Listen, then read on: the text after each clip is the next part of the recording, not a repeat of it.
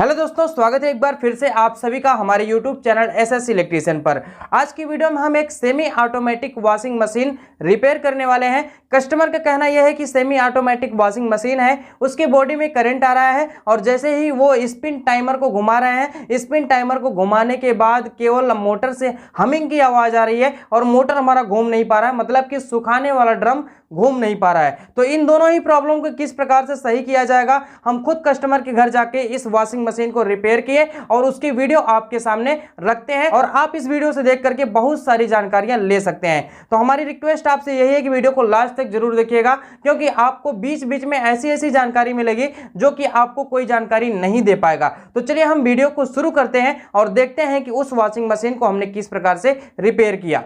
तो यही वो सेमी ऑटोमेटिक वॉशिंग मशीन है जिसकी बॉडी में करंट आ रहा है और साथ ही साथ इसका स्पिन टाइमर घुमाने के बाद स्पिन ड्रम घूम नहीं रहा है, मोटर से केवल हमिंग की आवाज़ आ रही है। तो चलिए हम इसको प्लग इन कर लेते हैं और प्लग इन करके देखते हैं कि इसमें क्या प्रॉब्लम है। तो हमने प्लग इन जैसे कि यहाँ बॉडी में लगाया टेस्टर, तो यहाँ पर टेस्टर ग्लो कर रहा है। टेस्टर की मदद से हमने टाइमर को भी ऑन किया और जब हमने टाइमर को ऑन किया तो यहाँ पर ड्रम नहीं घूम रहा है, लेकिन इस टाइम करंट नहीं आ रहा है। मतलब कि टाइमर को ऑन करने के बाद ड्रम नहीं घूम रहा है, हमिंग की आवाज़ आ रही है, करंट नहीं आ रहा है। टाइमर जब बंद रह रहा है तो उस कंडीशन में बॉडी में करंट आ रहा है। तो इस प्रॉब्लम को हम सॉल्व करेंगे इसी वीडियो में, तो वीडियो में लास्ट तक बने रहिए, आपको भी समझ में आएगा कि किस प्रकार से ऐसी प्रॉब्लम को सॉल्व किया जाता है। तो आ जाते हैं हम इसके बैक साइड में और सबसे पहले बैक कवर को इस प्रकार से हम खोल लेते हैं। बैक कवर में 3 स्क्रू लगे थे, उसको हमने पहले ही खोल लिया था। अब इसके बाद जो हमारा स्पिन मोटर है, स्पिन मोटर के जो तीनों वायर आते हैं कॉमन रनिंग स्टार्टिंग के, उसको अलग कर लेना है और उसको अलग कर लेने के बाद तीनों को चेक करना है। तो यहाँ पर हम बता दें आपको कि इस स्पिन मोटर से 3 कलर के वायर निकले हुए हैं, जिसमें से एक ब्लू वायर है और एक वाइट वायर है और एक ऑरेंज वायर है। इन तीनों तारों को हम मल्टीमीटर को कंटिन्यूटी पर सेट करके चेक करेंगे। इन तीनों तारों पर भी कंटिन्यूटी आनी चाहिए। किसी भी एक वायर पर अगर कंटिन्यूटी नहीं आ रही है तो मोटर ख़राब माना जाएगा। तो यहाँ पर जब हमने ब्लू वाले वायर से वाइट वाले वायर को चेक किया तो कोई कंटिन्यूटी नहीं मिल रही थी, और जब हमने ब्लू वाले वायर से ऑरेंज वाले वायर को चेक किया तो कंटिन्यूटी प्राप्त हो रही थी। इसका मतलब कि जो हमारा वाइट वाला वायर है वो कहीं ना कहीं गड़बड़ है। एक बार हम और फिर से उसको चेक कर लेते हैं। वाइट वाले वायर से ऑरेंज वाले वायर को चेक करते हैं, देखिए यहाँ पर कंटिन्यूटी नहीं आ रही है, और साथ ही साथ वाइट वाले वायर से जब हम ब्लू वाले वायर को चेक कर रहे हैं तो भी कंटिन्यूटी नहीं आ रही है। इसका मतलब कि जो हमारा वाइट वाला वायर है या तो हो सकता है अंदर से टूट गया हो, या तो हो सकता है कि अंदर की जो वाइंडिंग है वो ख़राब हो गई हो। तो इतना कुछ पता लग जाने के बाद स्पिन मोटर को ओपन करके बाहर निकालना होगा। तो उसको ओपन करने के लिए सबसे पहले इस वॉशिंग मशीन को फ्रंट साइड में इस तरह से लिटा देते हैं, और लिटा देने के बाद सबसे पहले जो हमारा ड्रेन वाल्व लगा हुआ है, इस ड्रेन वाल्व को यहाँ से ओपन कर लेते हैं। ड्रेन वाल्व के ओपन कर लेने के बाद जितने भी स्क्रू लगे होंगे हमारी इस ब्राउन वाली बॉडी से लेकर के वाइट वाली बॉडी तक, उसको हम खोल लेंगे और खोलने के बाद आपको दिखाएंगे कि किस प्रकार से मोटर को खोलना है और दोबारा किस प्रकार से टेस्ट करना है। वीडियो में अंत तक बने रहेगा, आपको एक एक पॉइंट की जानकारी इस वीडियो में समझ में आने वाली है। तो चलिए यहाँ पर चलते हैं। हम जितने भी वायर हैं जो हमारे स्पिन मोटर के वायर हैं, उन तीनों वायरों को हम इस तरह से कटर की मदद से काट लेंगे ताकि ये हमारा मोटर का तीनों वायर अन्य वायरों से अलग हो सके। तो आप क्लियर तरीके से देख पा रहे होंगे, इस तरह से हमने वाइट वाले वायर को काट लिया और जो हमारा ऑरेंज वाला वायर है उसको भी हमने काट लिया और जो हमारा ब्लू वाला वायर है उसको भी हमने काट लिया। अब कैपेसिटर के जो दोनों तार हैं उनको भी हम इस तरह से निकाल लेंगे, और कैपेसिटर का तार निकालने के बाद अब हम आगे की प्रोसेस आपको बताते हैं। अब यहाँ पर आपको स्पिन ड्रम खोलना है। तो स्पिन ड्रम खोलने के लिए एक ऊपर में इस प्रकार का बोल्ट लगा हुआ है, उसको हम खोलने का प्रयास करते हैं।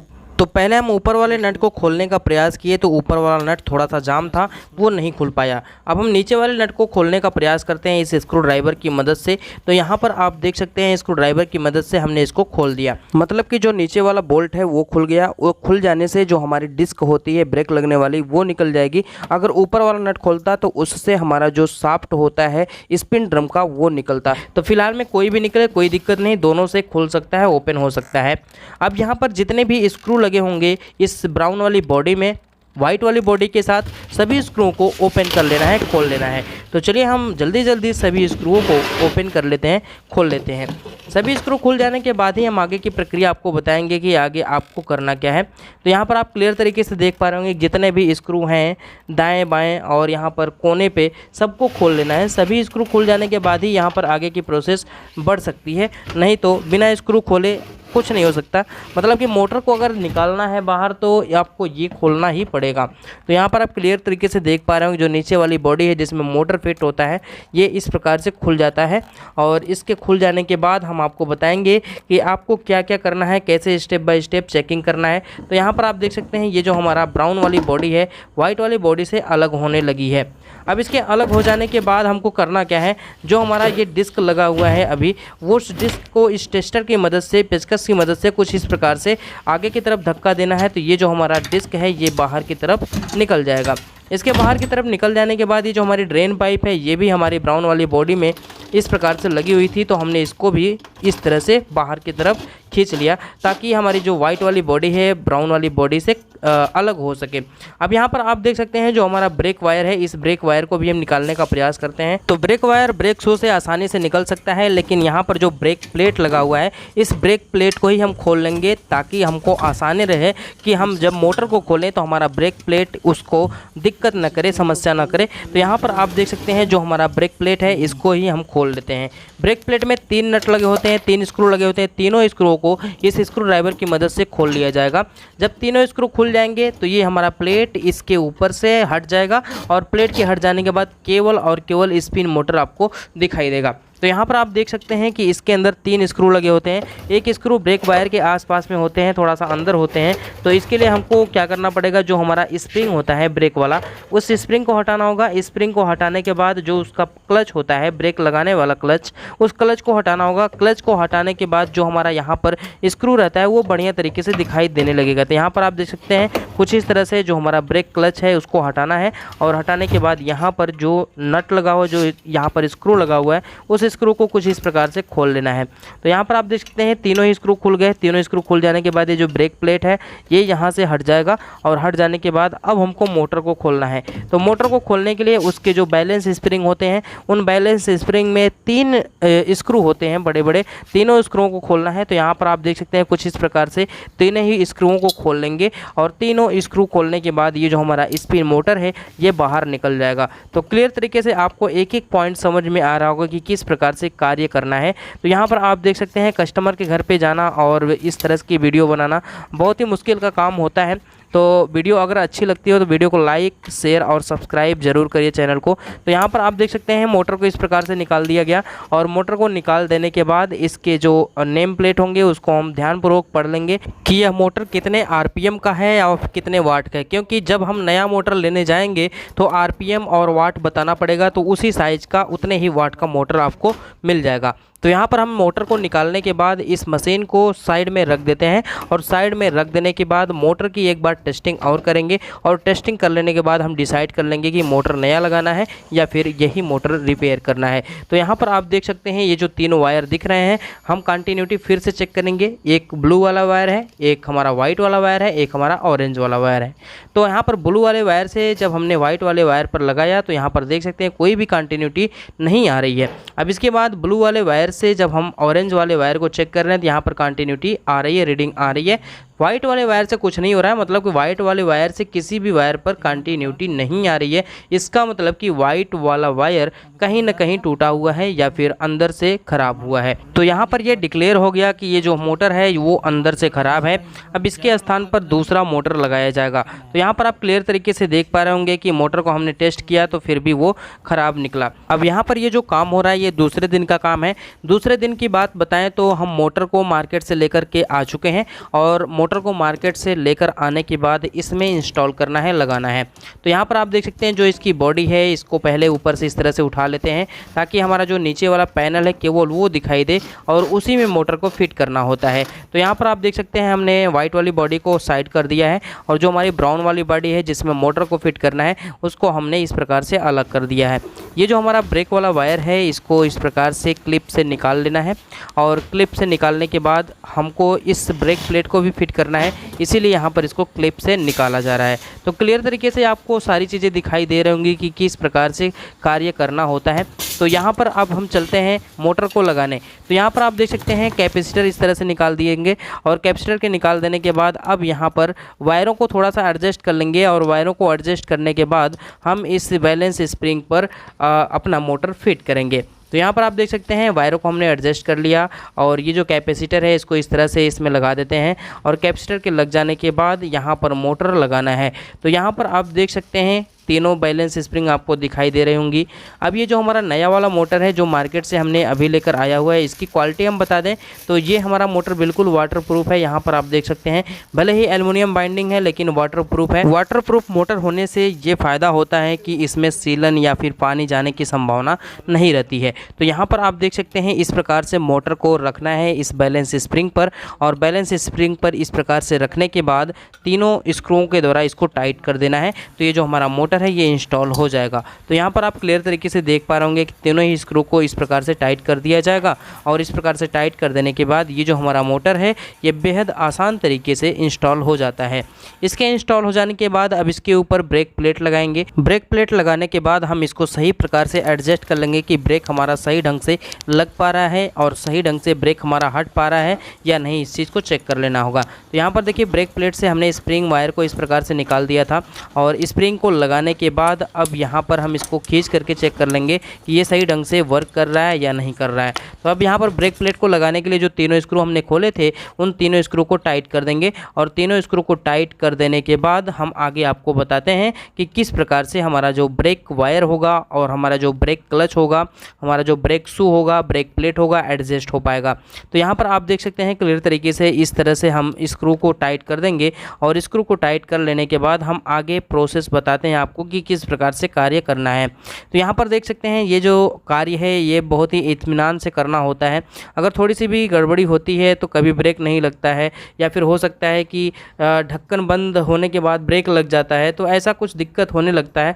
तो इसको बहुत ही सावधानी पूर्वक करना है। तो यहाँ पर आप देख सकते हैं क्लियर तरीके से इस प्रकार से ब्रेक वायर को सेट करते हैं और ब्रेक वायर को सेट करने के बाद हम आपको बता दें कि अगर मान लीजिए ब्रेक वायर में किसी प्रकार की कोई गड़बड़ी होती है तो उसमें ऑयल वगैरह डाल करके उसको सही कर लेते हैं। तो यहाँ पर जो ये डिस्क है इस डिस्क को यहाँ से खोल लेना होगा और इस डिस्क को खोल लेने के बाद जो हमारा ब्रेक सोल है, जो हमारा ब्रेक प्लेट है, ब्रेक प्लेट के बीचों बीच जो जगह है वहीं पर इसको लगाना होगा। तो यहाँ पर आप देख सकते हैं क्लियर तरीके से अब इस शाफ्ट में ये जो हमारी गोल वाली डिस्क है जिस पे ब्रेक लगता है अब इसको यहाँ पर लगाना होगा। तो यहाँ पर आप क्लियर तरीके से देख पा रहे होंगे कि कौन सा पार्ट कहाँ पे लगता है और उसको सावधानी से कैसे लगाया जा सकता है।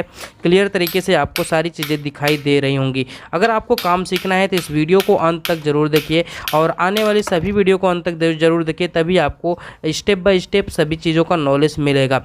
ये जो फील्ड वर्क है ये फील्ड वर्क कोई बताता नहीं है यूट्यूबर। आप जब फील्ड में जाते हैं तो फील्ड में बहुत सारे दिक्कतें आती हैं, बहुत सारी जगहों पर आप फंसते हैं।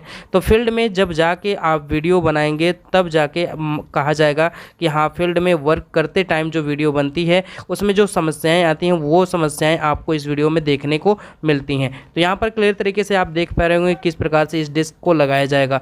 तो यहाँ पर आप देख सकते हैं जो हमारा 8 नंबर का टी रिंच होता है उसके द्वारा हम इसको टाइट कर देंगे और इसके द्वारा टाइट कर देने के बाद अब यहाँ पर ब्रेक को थोड़ा सा एडजस्ट करना पड़ेगा कि ब्रेक हमारा सही ढंग से लग पा रहा है या नहीं लग पा रहा है।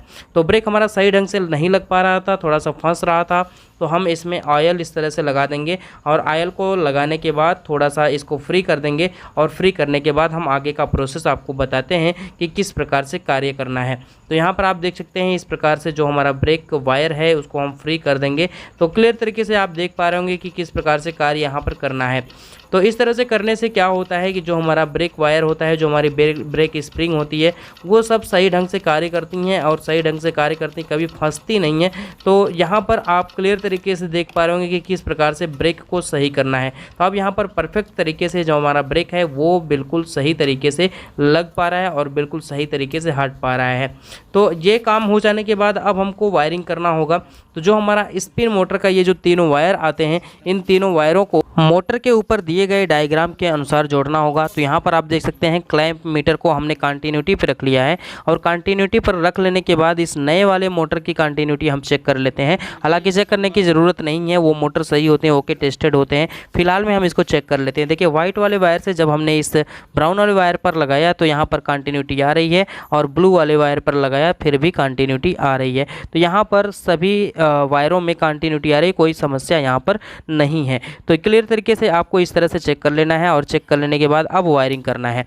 तो यहाँ पर जो इसके वायर आते हैं अर्थिंग वाले, इन अर्थिंग वाले वायर को मेन लीड की अर्थिंग वाले वायर से कनेक्ट कर दिया जाएगा। और अर्थिंग वाले वायर को कनेक्ट करने के बाद हम आपको बताते हैं कि मोटर से निकले हुए 3 वायरों का कनेक्शन कहाँ कहाँ पे कैसे किया जाएगा। तो अर्थिंग वाला वायर हमारा कनेक्ट हो गया। तो अर्थिंग वाला वायर कनेक्ट हो जाने के बाद यहाँ पर आप देख सकते हैं 2 वायर इस कैपेसिटर से आए हुए हैं। तो कैपेसिटर से जो दोनों वायर हैं वो एक है वाइट कलर का और एक है ऑरेंज कलर का। इन दोनों वायरों को इस प्रकार से कट करके बढ़िया तरीके से छील लेना है, और छील लेने के बाद कनेक्शन करना होगा हमारे स्पिन मोटर के रनिंग और स्टार्टिंग वाले वायर में। तो यहाँ पर आप देख सकते हैं दोनों ही वायरों को कुछ इस प्रकार से छील लिया जाएगा, और इस प्रकार से छील लेने के बाद कनेक्शन करना होगा। कनेक्शन मोटर के बनाए गए डायग्राम के अनुसार करना होता है। तो यहाँ पर देख सकते हैं आप, जो हमारा ये ऑरेंज वाला वायर है, जो हमारा वाइट वाला वायर है, दोनों ही वायरों को हमने छील लिया है। अब यहाँ पर डायग्राम में बताया जा रहा है कि रेड और ब्लू वाले वायर में कैपेसिटर जोड़ना है। तो चलिए हम रेड और ब्लू वाले वायर में कैपेसिटर के दोनों तार जोड़ लेते हैं। तो यहाँ पर आप देख सकते हैं जो हमारा ऑरेंज वाला तार है, जिस ऑरेंज वाले तार में हम जोड़ेंगे रेड वाला तार, और जो हमारा वाइट वाला तार है उसमें हम जोड़ेंगे ब्लू वाला तार। तो यहाँ पर आप देख सकते हैं ब्लू वाले वायर को हम वाइट वाले तार से जोड़ दे रहे हैं।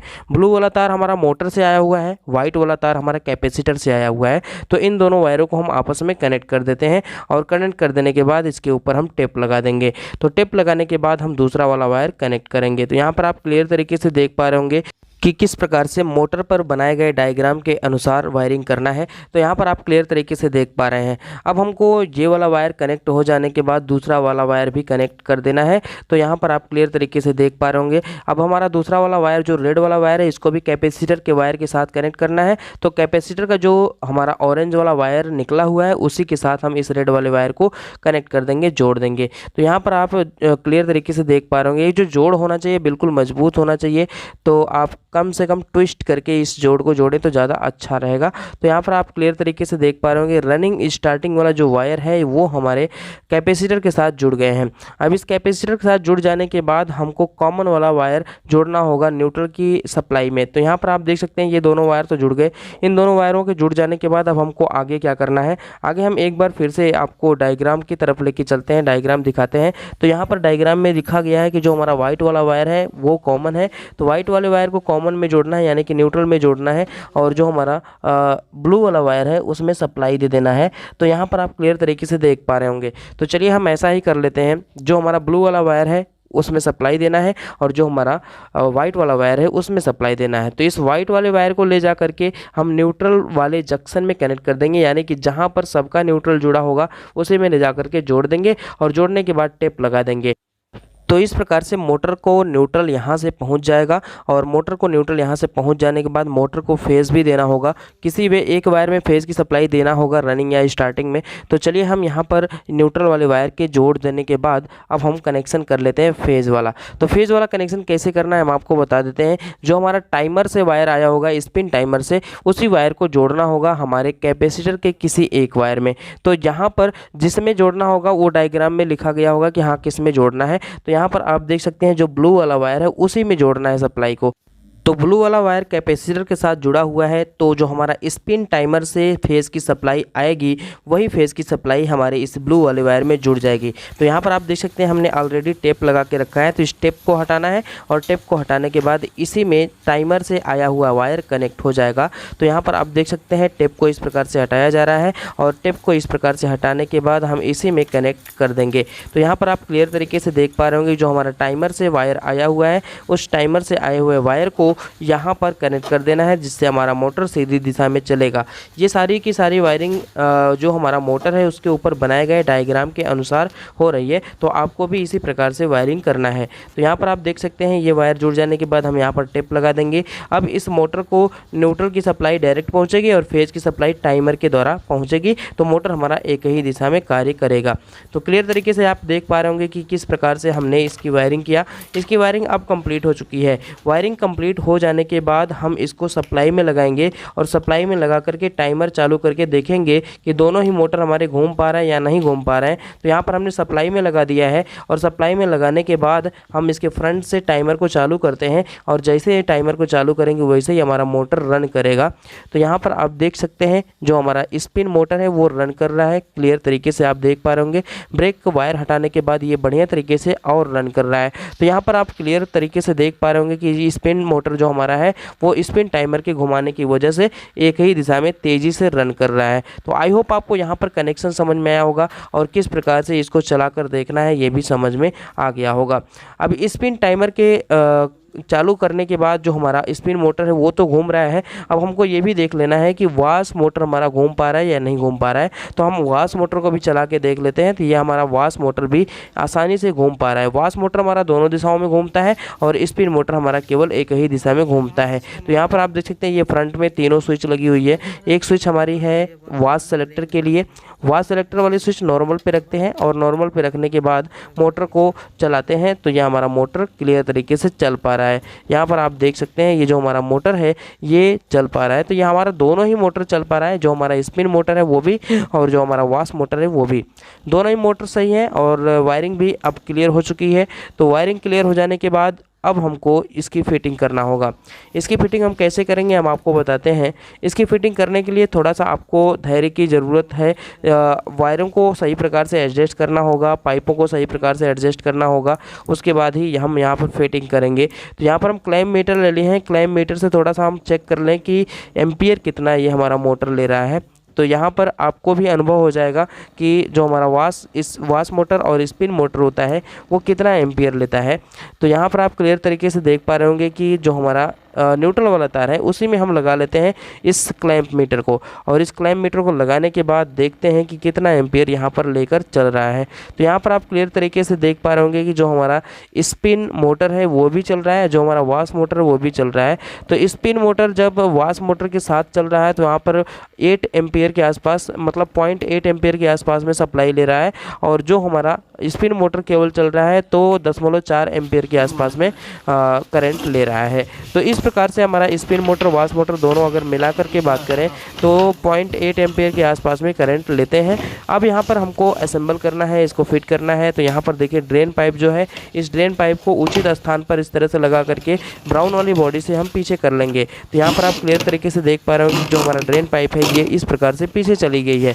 ड्रेन पाइप के पीछे कर लेने के बाद जो हमारे सारे वायर हैं उन सारे वायरों को एडजस्ट कर लेना है और वायरों को एडजस्ट कर लेने के बाद अब इस वाइट वाली बॉडी को ब्राउन वाली बॉडी पे सावधानी से रखना है। और यहाँ पर ध्यान देना है कि जो हमारी ड्रेन पाइप है, ड्रेन पाइप जिधर से निकली हुई है उधर आपका बैक साइड रहेगा और ड्रेन पाइप जिधर से नहीं निकली है उधर आपका फ्रंट साइड रहेगा। तो यहाँ पर आप देख सकते हैं जो हमारी वाइट वाली बॉडी है वो ब्राउन वाली बॉडी पर एडजस्ट हो चुकी है। इसके एडजस्ट हो जाने के बाद अब यहाँ पर जो छोटे छोटे कंपोनेंट हमने खोले थे उनको भी बढ़िया तरीके से एडजस्ट कर लेना है। तो यहाँ पर आप देख सकते हैं जो हमारा ड्रेन वाल्व है, इस ड्रेन वाल्व को उसके उचित स्थान पर लगा देना है, टाइट कर देना है। तो यहाँ पर आप क्लियर तरीके से देख पा रहे होंगे, एक एक चीज़ को आपको बेहतर तरीके से समझ में आए इसीलिए इस चीज़ को दिखाया जा रहा है। तो यहाँ पर आप देख सकते हैं ये जो हमारा ड्रेन वाल्व है, इस ड्रेन वाल्व को इस तरह से लगाने के बाद इसके जो ऊपर के टाइट करने वाले नट आते हैं उनको टाइट कर देंगे। तो यहाँ पर ये लग चुका है। लग जाने के बाद अब इस पॉइंट को इस तरह से टाइट कर देंगे। इसके टाइट कर देने के बाद यहाँ पर जितने भी वायर बिखरे हुए दिखाई दे रहे हैं उनको भी हम सही कर लेंगे। तो यहाँ पर आप देख सकते हैं जो हमारा ड्रेन वाल्व है ये लग चुका है। अब ये ड्रेन वाल्व के लग जाने के बाद इसकी जो रस्सी होती है इसको थोड़ा सा हम सही कर लेंगे, एडजस्ट कर लेंगे और एडजस्ट करने के बाद यहाँ पर जो आगे की प्रोसेस है हम आपको इस वीडियो में दिखाते जाते हैं। तो यहाँ पर आप क्लियर तरीके से देख पा रहे होंगे जो हमारा ड्रेन वाल्व है ये बढ़िया तरीके से फिट हो चुका है। इस ड्रेन वाल्व के फिट हो जाने के बाद हम आगे की प्रक्रिया क्या करते हैं हम आपको यहाँ पर वीडियो में दिखाते हैं। अब यहाँ पर आपको करना क्या है, ये जो वायर आपको दिख रहा है ना, यहाँ पर आप देख सकते हैं जो हमारा ड्रेन वाल्व है, ये ड्रेन वाल्व हम ड्रेन स्विच के द्वारा जब उठा रहे हैं तो बढ़िया तरीके से ये उठ पा रहा है। अब यहाँ पर जो हमारा ब्रेक वायर है, इस ब्रेक वायर को भी लगा देना है। तो यहाँ पर आप क्लियर तरीके से देख पा रहे होंगे ब्रेक वायर की जो क्लिप हमने निकाला था उसको इस प्रकार से लगा देना है और इसके लग जाने के बाद हम आगे की प्रोसेस आपको दिखाते हैं। तो यहाँ पर देख सकते हैं जो हमारा ब्रेक वायर है, ये ब्रेक वायर की जो क्लिप होती है इस क्लिप में एडजस्टेबल बना होता है। आप इसको एडजस्ट एडजस्ट कर सकते हैं। अगर कोई प्रॉब्लम होती है, कोई समस्या होती है तो इसको हम ऊपर या नीचे लगा सकते हैं। तो यहाँ पर इस प्रकार से ये लग चुका है। इसके लग जाने के बाद हम आगे की प्रोसेस आपको बताते हैं कि क्या करना है। अब ये जो हमारा ब्रेक वायर है ये लग गया। ब्रेक वायर के लग जाने के बाद इसको हम ऊपर और नीचे करके देख लेंगे, मतलब कि जो हमारा ढक्कन है इसको हम उठा करके और गिरा करके देख लेंगे। तो यहाँ पर आप देख सकते हैं ढक्कन के उठाने पर यहाँ पर जो ब्रेक वायर होता है वो ढीला होना चाहिए और ढक्कन के बंद करने पर ब्रेक वायर टाइट होना चाहिए। तो जैसा कि यहाँ पर हो रहा है। अब यहाँ पर जितने भी वायर हैं सभी वायरों को एक पन्नी में लपेट करके इसको पैक कर देना है। तो यहाँ पर आप देख सकते हैं सभी वायरों को ड्रेसिंग कर लेना है, क्योंकि जितने भी वायर बिखरे रहेंगे उतना ही ज़्यादा यहाँ पर अच्छा नहीं लगेगा। तो यहाँ पर आप देख सकते हैं सभी वायरों को इस प्रकार से एडजस्ट करते हुए एक पन्नी लगा करके हम इसको बांध देंगे एक जगह पे। तो ये हमारा वायर जो होगा वो ड्रेस हो जाएगा, मतलब कि एक जगह पे स्थिर रह जाएगा। तो यहाँ पर आप क्लियर तरीके से देख पा रहे होंगे कि एक पन्नी हम यहाँ पर लगा रहे हैं और इसमें सभी वायरों को इस तरह से भर करके टेप मार देंगे और टेप लगाने के बाद ये जो हमारा वायर होगा, वायरिंग होगी, वो सुरक्षित दिखाई देगी। तो यहाँ पर आप क्लियर तरीके से देख पा रहे होंगे कि ये सारे काम आपको भी करने होंगे अगर आप कहीं पर भी वॉशिंग मशीन इस प्रकार से रिपेयर करने जाते हैं। तो जैसा कि आप देख सकते हैं कि यहाँ पर ड्रेसिंग बढ़िया तरीके से हो चुकी है। अब इसकी ड्रेसिंग हो जाने के बाद अब यहाँ टेप लगा देंगे और टेप लगाने के बाद हम आगे की प्रोसेस आपको बताते हैं कि क्या करना है। यहाँ पर वायर के इस तरह से एडजस्ट करने से दो फ़ायदे होते हैं। एक फ़ायदा तो ये होता है यहीं पर जॉइंट होता है हमारा और जॉइंटों पर कहीं से भी पानी वगैरह नहीं जाना चाहिए, तो नहीं जाएगा पन्नी से अगर लपेटे रहेंगे। उसके बाद अगर मान लीजिए कि वायर इधर उधर बिखरते हैं तो हो सकता है कि वो वायर हमारे मोटर के चलते हुए कंडीशन में कहीं पर फंस जाएँ, तो ऐसा भी हो सकता है। इसीलिए इस वायर को इस तरह से एडजस्ट कर दिया जाएगा और इस तरह से एडजस्ट करने के बाद आगे की प्रोसेस हम आपको बताते हैं क्या करना है। तो ये हमारा वायर बढ़िया तरीके से एडजस्ट हो गया है, ड्रेसिंग इसकी हो गई है। इसकी ड्रेसिंग हो जाने के बाद अब आपको करना क्या है हम आपको बताते हैं। अब इसको इस तरह से लिटा देना है, देख सकते हैं आप, इस तरह से इसको लिटा देना है और लिटा देने के बाद अब आगे की प्रोसेस हम आपको बताएंगे कि क्या करना है आपको। अब यहाँ पर जो हमारा ये ब्रेक डिस्क है, इस ब्रेक डिस्क को जो हमारा स्पिन ड्रम का शाफ्ट होता है उसमें लगा देना है और उसमें लगा देने के बाद इसको टाइट कर देना है। तो यहाँ पर आप देख सकते हैं जो हमारे सभी स्क्रू हैं उसको टाइट करना है। जो हमारी ब्राउन वाली बॉडी से वाइट वाली बॉडी में लगे होते हैं इन सबको टाइट कर देना है। सभी स्क्रू को टाइट करने के बाद हम आगे की प्रोसेस आपको बताएंगे। तो यहाँ पर देख सकते हैं सभी स्क्रूओं को इस प्रकार से बढ़िया से एडजस्ट करते हुए टाइट कर देना है। तो स्क्रू को टाइट कर देने के बाद जो हमारा ब्राउन वाली बॉडी है वो वाइट वाली बॉडी से बढ़िया तरीके से असेंबल्ड हो जाएगी। अब इसके असेंबल्ड हो जाने के बाद आगे की प्रोसेस हम आपको बताएंगे कि आपको क्या करना है। तो यहाँ पर आप देख सकते हैं सभी स्क्रूओं को हम टाइट कर लेंगे इसी प्रकार से और सभी स्क्रूओं को टाइट कर लेने के बाद आगे की प्रोसेस आपको बताएंगे कि क्या करना है। यहाँ पर देखिए वॉशिंग मशीन को इस तरह से घुमा घुमा के जितने भी स्क्रू इसमें लगे होते हैं उतने स्क्रू हम फिर से लगा देंगे। और जब हम इस स्क्रू को खोले थे तो स्क्रू को हम बढ़िया से सहेज करके रखे थे, क्योंकि अगर आप स्क्रू को खोलते हैं और बढ़िया से उसको सहेज करके रखते नहीं हैं तो स्क्रू खो जाता है, उसके बाद बॉडी को कसने में बहुत प्रॉब्लम होती है। तो स्क्रू को आप बढ़िया तरीके से रखिए एक जगह पे, क्योंकि अगर एक भी दो भी स्क्रू खो जाएगा तो बॉडी डिसबैलेंस हो जाएगी। तो यहाँ पर आप देख सकते हैं क्लियर तरीके से जितने भी स्क्रू हैं उसको हमको टाइट कर देना है बढ़िया तरीके से एडजस्ट करते हुए। और एडजस्ट करते हुए जब हम स्क्रूओं को टाइट कर देंगे उसके बाद हम आपको आगे की प्रोसेस बताएंगे कि आपको आगे क्या करना है। वायरिंग हो चुकी है, यहाँ पर मोटर बदल जा चुका है, मोटर की टेस्टिंग हो चुकी है, मतलब सारे काम हमने यहाँ पर करके दिखाया। तो आपको इस वीडियो से ज़रूर कुछ ना कुछ सीख ज़रूर मिली होगी। तो वीडियो को लाइक करते रहिए, वीडियो को सपोर्ट करते रहिए और हमको सपोर्ट करते रहिए, जिससे हमारा मोटिवेशन होगा और हम आगे और आपको नई नई अच्छी अच्छी वीडियो कस्टमर के घर पे जाके बनाते रहेंगे। तो यहाँ पर आप क्लियर तरीके से देख पा रहे होंगे कि सभी स्क्रू को हमने इस प्रकार से टाइट कर लिया है। अब सभी स्क्रू को टाइट कर लेने के बाद आगे की प्रोसेस हम आपको दिखाते हैं कि अब आपको आगे की प्रोसेस क्या करना है। तो यहाँ पर आप देख सकते हैं सभी स्क्रू टाइट हो चुके हैं। अब हम मशीन को सीधा कर लेते हैं और मशीन को सीधा कर लेने के बाद अब यहाँ पर हमको क्या करना है, ड्रेन पाइप को एडजस्ट थोड़ा सा कर लेंगे और ड्रेन पाइप को एडजस्ट करने के बाद अब यहाँ पर जो हमारा बेल्ट होता है इस बेल्ट को वॉश मोटर पुल्ली से जो हमारा गियर बॉक्स का पुल्ली होता है उस पर चढ़ाना होता है। तो ये जो हमारा बेल्ट होता है इसको पहले भी चढ़ा सकते थे, लेकिन बेल्ट पहले भी चढ़ सकता है और बाद में भी चढ़ सकता है, कोई दिक्कत ज़्यादा नहीं होती है। बस आपको ये जो दोनों हाथ हैं इस तरह से डाल करके बढ़िया से एडजस्ट करना होता है, ये बेल्ट चढ़ जाता है, कोई प्रॉब्लम इसमें नहीं होती है। तो बेल्ट को चढ़ा लेने के बाद हम अगली प्रोसेस आपको बताते हैं कि क्या करना है। तो बेल्ट हमारा यहाँ पर लग जाएगा और बेल्ट के लग जाने के बाद हम आगे की प्रोसेस आपको स्पिन ड्रम से संबंधित बताते हैं। तो यहाँ पर आपको क्लियर तरीके से सारी चीज़ें दिखाई दे रहे होंगे कि किस प्रकार से इस वॉशिंग मशीन में काम करना होता है और किस प्रकार से सारी चीज़ें स्टेप बाय स्टेप असेंबल्ड करना होता है। तो यहाँ पर जो हमारा बेल्ट है ये अब लग चुका है और बेल्ट के लग जाने के बाद यहाँ पर आप देख सकते हैं, घुमा करके देख लेंगे कि जो हमारा मोटर है उससे घूम पा रहा है या नहीं घूम पा रहा है, जो हमारी गियर बॉक्स की पुल्ली है वो घूम पा रही है या नहीं घूम पा रही है। तो बढ़िया तरीके से घूम पा रही है। अब यहाँ पर हम आपको बताते हैं कि स्पिन ड्रम के लिए आपको क्या क्या चीज़ें करनी होगी। तो यहाँ पर आप देख सकते हैं जो हमारा ये ब्रेक वायर है इसको थोड़ा सा हम लूज कर लेंगे, क्योंकि इसका जो ढक्कन है ये सही ढंग से बंद नहीं हो पा रहा है। तो इसके क्लिप को हम थोड़ा सा लूज कर लेंगे और लूज करने के बाद जो हमारा ढक्कन होगा वो बढ़िया तरीके से बंद होने लगेगा। लूज कैसे करना है, जो हमारा नीचे वाले पॉइंट में लगा हुआ था ये कांटा, इसको थोड़ा सा ऊपर लगा देना है तो ये हमारा लूज हो जाएगा। अब इसके लूज हो जाने के बाद बढ़िया तरीके से हमारा ढक्कन भी बंद हो जाएगा और बढ़िया तरीके से यहाँ पर ब्रेक भी लग पा रहा है। यहाँ पर आप देख सकते हैं ढक्कन के खोलने के बाद जो हमारा ब्रेक है ये लग जा रहा है और ढक्कन के बंद करने के बाद जो हमारा ब्रेक है वो हट जा रहा है। तो इस काम के हो जाने के बाद अब हमको क्या करना होता है कि जो हमारा ये ड्रम होता है इस ड्रम में पानी डाल करके देखेंगे कि नीचे से लीकेज तो नहीं हो रहा है। तो यहाँ पर हम पानी डालेंगे और नीचे की साइड में आपको दिखाते हैं। तो यहाँ पर आप देख सकते हैं जो हमारा बफर होता है, कांटेदार बफर जो आपको दिखाई दे रहा है, वो जो बफर है उसके एक साइड से पानी की बूंदें टपक रही हैं। तो जो पानी की बूंदें टपक रही हैं वो मोटर पर गिरती होंगी और मोटर हमारा ख़राब हो जाएगा। तो यहाँ पर आप क्लियर तरीके से देख पा रहे होंगे कि यहाँ से पानी की बूंदें टपक रही हैं, जैसा कि यहाँ पर होना नहीं चाहिए। यहाँ पर पानी की बूंदें नहीं टपकनी चाहिए। तो अब इसको भी हमको रिपेयर करना पड़ेगा, इसको भी सही करना पड़ेगा, नहीं तो नया मोटर हमारा ख़राब हो जाएगा। तो यहाँ पर आप देख सकते हैं अब ऊपर की बॉडी को इस प्रकार से खोलना होगा।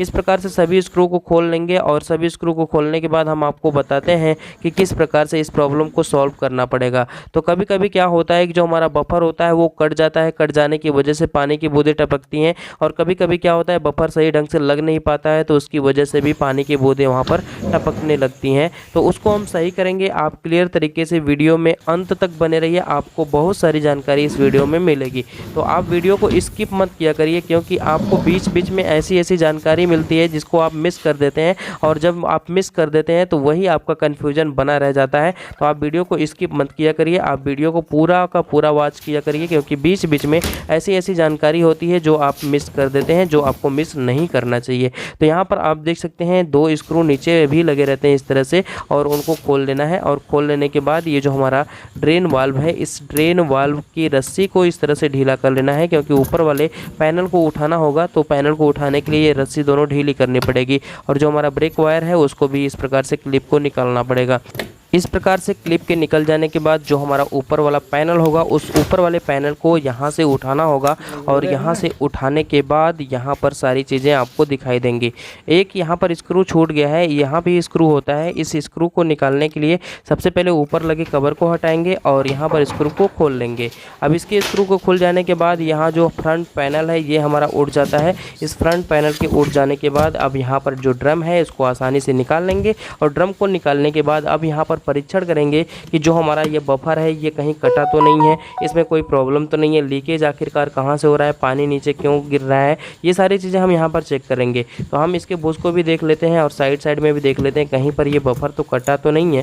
तो यहाँ पर कटा तो नहीं है। अब इसको हम निकाल के देखेंगे तब आपको सही ढंग से पता चलेगा। तो इसको निकालने के लिए नीचे से जो इसके दांतें लगे होते हैं, इन दांतों को कम से कम 2-3 दांतों को पकड़ के दबाना होता है, और जब 2-3 दांतों को पकड़ के दबाएंगे तो ये जो हमारा बफर होगा ये बाहर की साइड में इस प्रकार से निकल जाएगा। तो यहाँ पर आप देख सकते हैं क्लियर तरीके से जो है हमारा बफर है ये निकल गया है। इस बफर के निकल जाने के बाद अब यहाँ पर आपको क्लियर तरीके से इसको पहले धुल लेना है, और धुल लेने के बाद एक एक चीज़ों को एक एक पॉइंट को चेक करना है कि कहीं से फटा तो नहीं है। ये जैसे हमारा टंकी का वाशर होता है सेम उसी प्रकार से ये हमारा बफर होता है। कहीं से भी कट जाता है तो पानी का लीकेज होने लगता है, और जब पानी का लीकेज होता है तो पानी हमारा मोटर के ऊपर गिरने लगता है, जिससे मोटर हमारा जल जाता है, ख़राब हो जाता है। तो यहाँ पर आप देख सकते हैं बफर को इस तरह से चेक करना है कि कहीं से ये कटा तो नहीं है। इस तरह से बारीकियों से चेक करना होता है कि कहीं से कटा तो नहीं है, बुश के पास तो नहीं कटा है। यहाँ पर आप देख सकते हैं क्लियर तरीके से हमने इसको चेक कर लिया है। अब इसके चेक कर लेने के बाद अब यहाँ पर ये जो दांतेदार कांटा होता है इसको हम लगा देते हैं इस तरह से,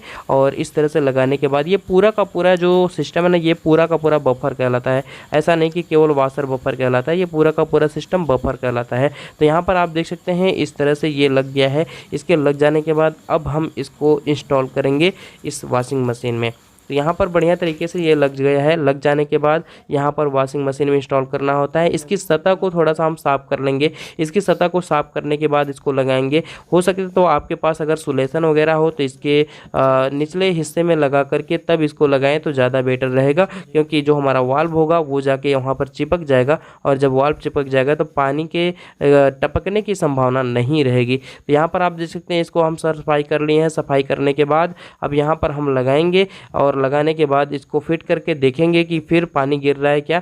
तो यहाँ पर आप क्लियर तरीके से देख पा रहे होंगे कि सारे कामों को आपको कैसे सावधानी पूर्वक करना है। तो यहाँ पर जो बफर होता है, इस बफर को इस प्रकार से दबा करके इसको इसमें इंस्टॉल कर देना है। इसको मजबूती से दबाना होता है ताकि सभी दांतें जाकर बैठ जाएं, और ये जो हमारा वाशर है, जो हमारा रबड़ है, ये भी जाकर के सतह पर बैठ जाए आसानी से।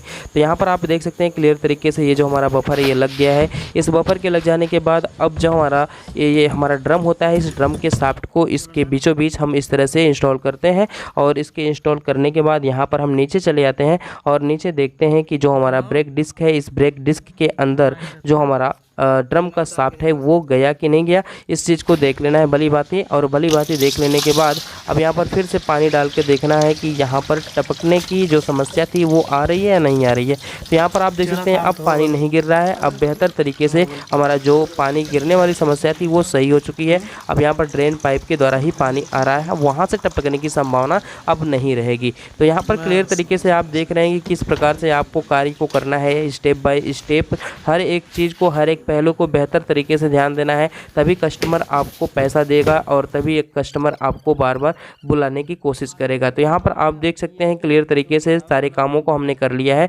अब यहाँ पर जो हमारा ब्रेक वायर वाला क्लिप लगा होता है, उस क्लिप को हम लगा लेंगे फिर से, और इसको फिर से लगाने के बाद जो हमारा ड्रेन वाल्व वाला क्लिप है उसको भी हम आसानी से लगा लेंगे। और लगाने के बाद हम यहाँ पर एक बार चेकिंग और करके आपको दिखाएंगे कि सारी चीज़ें सही ढंग से चल पा रही हैं या नहीं चल पा रही हैं। तो यहाँ पर देख सकते हैं आप जो हमारा ब्रेक वायर का क्लिप है ये लग चुका है। ब्रेक वायर के क्लिप के लग जाने के बाद जो हमारा ड्रेन वाल्व वाला क्लिप है उसको भी हम लगा लेंगे। और उसको लगाने के बाद यहाँ पर हम मोटर को और जो हमारा वाश मोटर होता है दोनों को चलाकर देखेंगे, और दोनों को चलाकर देखने के बाद ये हमारा कार्य फाइनल हो जाएगा। तो यहाँ पर आप क्लियर तरीके से देख पा रहे होंगे जो हमारी ब्रेक वायर की क्लिप है वो लग चुकी है, और जो हमारा ब्रेक है वो बढ़िया तरीके से कार्य कर रहा है। तो आई होप आपको यहाँ तक की सारी जानकारी समझ में आई होंगी। अब यहाँ पर सारी जानकारी आपको अगर समझ में आ रही है तो वीडियो को लाइक किया करिए, वीडियो को ज़्यादा से ज़्यादा शेयर करिए, और चैनल पर अगर नए आए हैं, अगर पुराने भी हैं, चैनल को सब्सक्राइब नहीं किया तो चैनल को सब्सक्राइब जरूर कर लीजिए। तो यहाँ पर आप देख सकते हैं इस तरह से हमने ब्रेक वायर को सही कर लिया है। और ब्रेक वायर के सही हो जाने के बाद अब आपको यहाँ पर करना क्या है, ये हमारा ढक्कन जो है सही ढंग से बंद नहीं हो पा रहा है। तो यहाँ पर ढक्कन को सही ढंग से बंद करने के लिए जो हमारा ये ब्रेक वायर है इसको थोड़ा सा और लूज करेंगे, और थोड़ा सा लूज करने के बाद ढक्कन आसान तरीके से बंद होने लगेगा। तो यहाँ पर आप देख सकते हैं ये जो हमारा क्लिप है, इस क्लिप को थोड़ा सा हम और ऊपर में लगाएंगे ताकि ये हमारा और लूज रहे और ढक्कन आसान तरीके से बंद हो सके। तो चलिए हम इसको थोड़ा सा और ऊपर लगाते हैं, और ऊपर लगाने के बाद ढक्कन को देखते हैं कि ये ढक्कन सही ढंग से बंद हो पा रहा है या नहीं बंद हो पा रहा है। तो थोड़ा सा हमने इसको और लूज कर लिया। थोड़ा सा और लूज करने के बाद ये जो ढक्कन है ये अब सही ढंग से बंद हो पा रहा है। तो यहाँ पर आप क्लियर तरीके से देख पा रहे होंगे क्लिप हमारी लग गई है, जो हमारा ढक्कन है वो भी सही ढंग से बंद होने लगा है। यानी कि सारी चीज़ें यहाँ स्पिन ड्रम से संबंधित अब हो चुकी हैं। अब आपको करना क्या है, हम आपको आगे की प्रोसेस को बताते हैं। तो यहाँ पर देखिए जितने भी अब ड्रेन वाल्व की जो हमारी क्लिप छुटी थी उसको भी हम लगा लेंगे, और उसको लगाने के बाद हम यहाँ पर मोटर को चालू करके देखेंगे कि दोनों ही मोटर हमारे रन कर पा रहे हैं या नहीं कर पा रहे हैं, वॉशिंग मशीन सही ढंग से कार्य कर रही है या नहीं कर रही। तो यहाँ पर आप देख सकते हैं जो हमारी ड्रेन रस्सी है, इस ड्रेन रस्सी को ड्रेन वाल्व में बढ़िया तरीके से कनेक्ट कर लेंगे, और इसके कनेक्ट करने के बाद हम यहाँ पर आगे आपको बताते हैं कि अब इसको असेंबल करने के बाद किस प्रकार से टेस्टिंग करना होता है, और टेस्टिंग करके हम फाइनल चलाकर देखेंगे। तो यहाँ पर आप देख सकते हैं कि जो हमारा ये ड्रेन वाला क्लिप है ये थोड़ा सा टूट गया है, तो प्लायर की मदद से इसको सही कर लेंगे, और सही कर लेने के बाद ड्रेन वाल्व को हम इस प्रकार से कनेक्ट कर देंगे। और ड्रेन वाल्व को कनेक्ट हो जाने के बाद हम आगे की प्रोसेस आपको बताते हैं कि आपको क्या करना है। तो यहाँ पर आप देख सकते हैं जो हमारा ये ड्रेन वाल्व है इसको इस प्रकार से कनेक्ट कर देना होगा, और इस तरह से कनेक्ट करने के बाद आगे की प्रोसेस करना होगा। तो यहाँ पर जो हमारी ड्रेन रस्सी होती है, ये ड्रेन रस्सी कभी कभी टूट जाती है, तो यहाँ पर हम जुगाड़ से भी कुछ कार्य कर सकते हैं, कुछ चीज़ों को लगा करके। बस इसको उठाना ही तो है। अगर मान लीजिए कोई रस्सी हम लगा दी है, उसको उठा दे रहा है तो कोई दिक्कत नहीं है, क्योंकि इसके अंदर स्प्रिंग भी लगी हुई है। दबने के लिए तो ऑटोमेटिक दब जाएगा, उठाने के लिए उठाना पड़ेगा आपको ड्रेन वाली जो स्विच होती है उसके द्वारा। तो यहाँ पर आप क्लियर तरीके से देख पा रहे होंगे जो हमारा ड्रेन वाल्व है वो भी सेट हो चुका है, और जो हमारा ब्रेक वायर है वो भी सेट हो चुका है। दोनों सेट हो चुके हैं। इन दोनों के सेट हो जाने के बाद हम आपको यहाँ पर बताते हैं कि किस प्रकार से जो हमारा स्पिन ड्रम का नट है उसको खोलना है, कसना है, टाइट करना है, और सारी चीज़ों को किस प्रकार से असेंबल करना है। तो यहाँ पर आप देख सकते हैं जो हमारा स्पिन ड्रम का ये नट है डिस्क में टाइट करना है। तो यहाँ पर देखिए ऊपर वाले में पहले हम टाइट कर लेते हैं। इससे हमारा क्या होगा, जो हमारा स्पिन ड्रम का शाफ्ट होगा वो टाइट हो जाएगा, वो असेंबल हो जाएगा, और जो हमारे नीचे डिस्क है वो तो पहले से कनेक्ट हमने कर ही रखा है। तो यहाँ पर किसी भी प्रकार की कोई समस्या नहीं होती है। यहाँ पर हम अगर टी रिंच की बात करें तो 8 नंबर की गोटी यहाँ पर लगती है, और 8 नंबर से ये हमारा टाइट हो जाता है। तो यहाँ पर आप क्लियर तरीके से देख पा रहे होंगे कि ये हमारा जो डिस्क है ये बढ़िया तरीके से घूम पा रहा है, और जो हमारा ड्रम है वो भी बढ़िया तरीके से घूम पा रहा होगा। तो यहाँ पर हम उम्मीद करते हैं कि आपको यहाँ पर बताई गई सारी जानकारियाँ बेहतर तरीके से समझ में आई होंगी। अगर आपको ये बेहतर लगा हो तो आप वीडियो को लाइक ज़रूर किया करिए। तो यहाँ पर आप देख सकते हैं क्लियर तरीके से हम इसको टाइट कर देंगे। तो पहले हमने स्क्रू ड्राइवर से टाइट किया, और उसके बाद हमने यहाँ पर टी रिंच से टाइट किया, और टी रिंच से टाइट करने के बाद जो नीचे वाला नट बचता है बड़ा वाला ना, इसको हम प्लायर के द्वारा टाइट कर सकते हैं। तो यहाँ पर आप क्लियर तरीके से देख पा रहे होंगे। एक बार फिर से हमने इसको सप्लाई में लगा दिया है, और सप्लाई में लगाने के बाद अब हम इसको चला कर देखते हैं कि हमारा जो दोनों मोटर है वो रन कर पा रहा है या नहीं रन कर पा रहा है, स्पीकर हमारा बज रहा है कि नहीं बज रहा है, ये सारी चीज़ें हम चेक कर लेंगे। तो यहाँ पर आप देख सकते हैं पल्स्टर जो है ये हमारा दोनों दिशाओं में रन कर रहा है, घूम रहा है, इसमें किसी भी प्रकार की कोई समस्या नहीं है। तो इसका मतलब कि जो हमारा वाश ड्रम है वो बिल्कुल क्लियर है, इसकी वायरिंग भी क्लियर है, और इसके जो पल्स्टर हैं वो भी दोनों दिशाओं में घूम रहे हैं। तो आई होप आपको यहाँ पर ये चीज़ें समझ में आ गई होंगी। हम बजर को बजा करके देख लेते हैं, तो बजर भी हमारा बजेगा, और साथ ही साथ जो हमारा पल्स्टर है वो भी दोनों दिशाओं में कार्य कर रहा है। तो इस प्रकार से हम जो वाश ड्रम है इसकी टेस्टिंग हमने कर लिया है। अब वाश ड्रम की टेस्टिंग करने के बाद हम यहाँ पर देखिए फ़िल्टर जो है इसको हम निकाले थे, इसको फिर से लगा देते हैं। अब यहाँ पर जो हमारा स्पिन ड्रम है उसको चलाकर देखते हैं कि हमारा स्पिन ड्रम चल पा रहा है या नहीं चल पा रहा है। तो देख सकते हैं बेहद आसान तरीके से स्पिन ड्रम चल पा रहा है, आपको आवाज़ें इसकी सुनाई दे रही होंगी। तो हमारा स्पिन ड्रम बेहद आसान तरीके से चल पा रहा है, कहीं भी बॉडी में नहीं लड़ रहा है, सही ढंग से चल रहा है, और ब्रेक भी यहाँ पर ढक्कन को उठाने के बाद बढ़िया तरीके से लग पा रहा है। तो आई होप आपको यहाँ पर सारी चीज़ें क्लियर हो गई होंगी कि किस प्रकार से हमको इन दोनों समस्याओं के लिए इतने कार्यों को करना पड़ेगा। तो यहाँ पर जो बैक कवर है उसको बढ़िया तरीके से टाइट कर लेंगे, और बैक कवर के टाइट कर लेने के बाद हम एक फाइनल टेस्टिंग कर लेंगे, और फाइनल टेस्टिंग करने के बाद ये जो हमारी वॉशिंग मशीन है ये पूरी तरह से सही हो चुकी है। अब इसमें करंट भी नहीं आ रहा है, और दोनों ही ड्रम आसानी से घूम पा रहे हैं। आई होप आपको यह बातें समझ में आई होंगी। तो आई होप आपको इस वीडियो से बहुत सारी जानकारियां मिली होंगी, और इसमें बताए गए सारे पॉइंट्स समझ में आए होंगे। तो मिलते हैं हम नेक्स्ट वीडियो के साथ, तब तक के लिए धन्यवाद। जय हिंद।